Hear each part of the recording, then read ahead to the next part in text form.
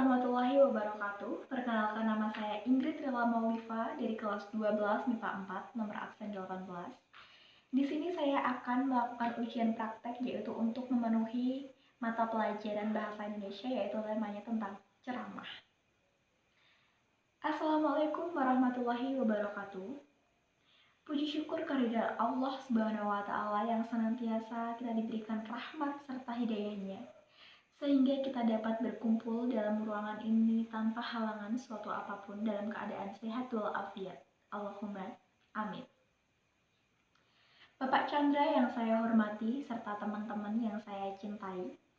Cinta dalam arti bukan tanda kutip ya, cinta itu banyak arti, jadi jangan mensalah artikan. Oke, udah. Di sini saya akan menyampaikan sebuah ceramah, yaitu tentang temanya tentang bully. Nggak asing kan di telinga kalian tentang bullying.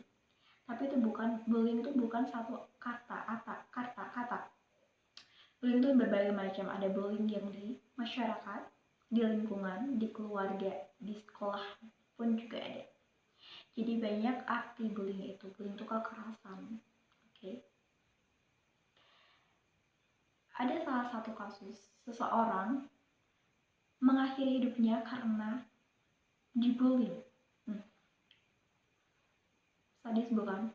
Cuma gara-gara satu bullying itu, cuma gara-gara satu masalah itu dia bisa mengakhiri hidupnya. Tapi jangan khawatir, semua itu ada solusinya. Jadi kalau misalkan kita ada masalah sekecil apapun, kalau kita itu diamkan itu masalah kecil itu, masalah itu bakalan jadi besar. Jadi walaupun masalah sekecil apapun kita harus hadapi, walaupun itu pahit, itu harus kita hadapi, dan itu harus kita pikir solusinya gimana, pikir jalan tengahnya kayak gimana, itu harus banget ya. Suatu bullying ini terjadi karena adanya kesenjangan power ataupun kekuatan dari dari seorang korban maupun pelaku si pembullying. Jadi ada dua pihak. Bullying itu ada 3 macam. Bullying ada 3 macam. Ada bullying fisik, yaitu tentang memukul ataupun dengan memoles, itu termasuk bullying juga, kekerasan, karena bullying itu kekerasan.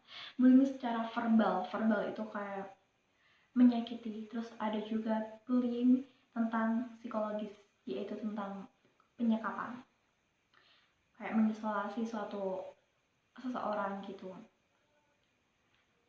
Bullying itu dapat terjadi karena ada flashback. Flashback itu bisa terjadi di keluarga, di sekolahan. Kalau misalkan di sekolahan contohnya, sekarang kan masih tren tentang ininya kayak ospek gitu, penerimaan siswa baru. Itu kita biar pokoknya penerimaan siswa baru itu korbannya itu nggak tahu kan kita itu yang di ospek itu kita mentalnya kuat atau enggak. Ya itu kan bisa jadi kan misalnya kita gini, misalkan aku jadi juniornya dan aku yang di ospek, dan itu aku bakalan mikirnya kayak gini, ya bukan aku sih, kalau misalkan itu pikirannya itu, wah aku dulu udah pernah diginiin, besok aku bakalan kayak intinya balas dendam ke adik kelasnya, ke junior yang lainnya. Itu kalau misalkan pemikiran yang nggak mental imannya, nggak kuat mental fisiknya, nggak kuat mental imannya, jadi itu bakalan berdampak yang negatif ke depannya gitu. Jadi terus juga ada yang dari orang tua fisik.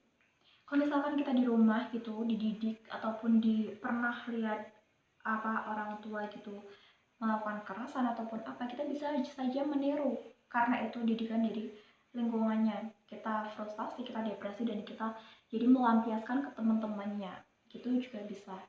Jadi itu berpengaruh banget, pengawasan orang tua, terus juga peniruan orang tua juga itu berpengaruh banget dengan kita. Terus juga orang tua wajib banget kalau misalkan kita punya adik kecil ataupun kita punya anak, yang masih di bawah umur, itu orang tua wajib banget mengawasi dia, mendidik dia. Itu ada salah satu, ya bukannya saya mau menyorot di televisi itu ataupun bukan, itu sepengetahuan saya ya, itu ada salah satu film di Doraemon, itu ada seorang giant yang membuli Nobita. Giant ini selalu melakukan bukan bullying, dia tapi termasuk bullying. Si Giant ini selalu membuli Nobita, yaitu dengan cara memukul, mengancam, dan tidak mau berteman dengan Nobita ini. Dan itu kalau misalkan si anak kecil tidak diawasi, tidak dikasih saran masukan yang baik itu gini, yang jelek tuh kayak gini, anak kecil tuh kalau misalkan dia kan anak kecil pasti tahu dia mengidolakan seseorang, sosok misalkan ya, si anak kecil itu mengidolakan si Giant. Dan Giant itu, padahal kalau misalkan kita mengidolakan seseorang, kayak misalkan kita mengidolakan seorang itu, kita pasti bakal niruin perlakuan dia ke orang gimana, sifat dia gimana. Jadi kita tuh idola banget sama orang ini. Jadi itu penting banget buat orang tua itu gimana ya, rasa empatinya itu deket banget biar mengawasi mendidik anaknya gitu. Jadi jangan sampai si anak itu tuh terjerumus gara-gara sih nonton TV ataupun hal-hal lain gitu. Jadi perlu banget curhat ataupun gimana ke orang tua. Terus juga bullying ini juga dapat dampak ringan dari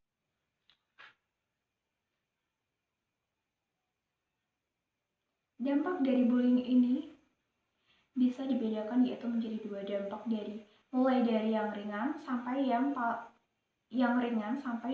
berat. Kalau misalkan yang ringan kita bisa hadapi, kalau kan yang berat ini kembali lagi ke poin yang pertama tadi yang di atas. Yang berat kita bisa mengakhiri hidup karena ini permasalahan cuma satu ini yang berat.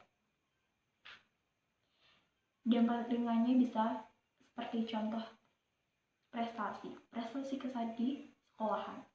Kalau misalkan kita di sekolahan, prestasi kita menjadi menurun. Terus juga ada kita takut kalau misalkan kita ada yang melakukan bullying di sekolahan, kita menjadi salah satu korban bullying di sekolahan, kita menjadi takut untuk datang ke sekolahan karena kita nggak ada semangat dari sini. Dan itu juga berpengaruh dari social support. Kalau misalkan kita di sekolahan dibullying gitu, kita mempunyai social support itu apa sih? Jadi social support itu kita mendapatkan support dari lingkungan maupun dari teman. Jadi kita curhat ke orang tua ataupun ke teman, dan itu kita mempunyai support dan kita berani gitu. Jadi mental kita itu terdidik gitu. Jadi kalau misalkan kita di sekolah, misalkan ini ya, kita mendapatkan bullying, korban dari salah satu bullying, tapi kita mempunyai social support di lingkungan, di rumah itu dengan tameng yang kuat, kita bakalan bisa menghadapi si bullying di sekolah ini.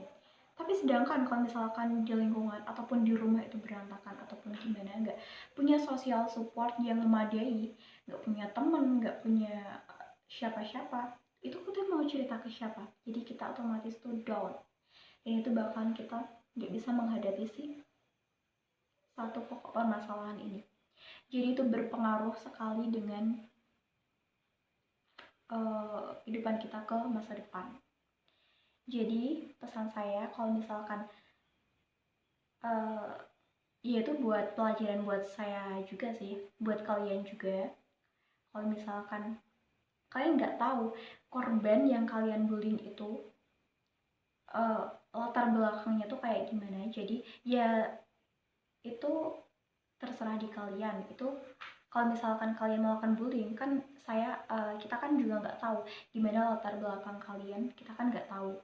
Dan kalian juga seharusnya bisa berbanding terbalik, kalian berbaliklah, kalian lihat, oh ya dia yang aku bullying tuh gimana sih latar belakangnya, apakah dia itu mentalnya kuat ataupun tidak. Kalau misalkan yang tidak, ntar kembali lagi ke poin yang satu ini tadi, yang bakalan mengakhiri tadi.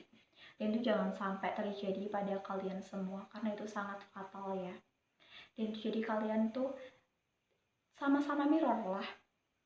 Bukannya saya gimana-gimana, tapi ini kita itu bisa kok, bisa menstop si bullying ini. Dengan cara apa? Yaitu dengan cara bekerja sama.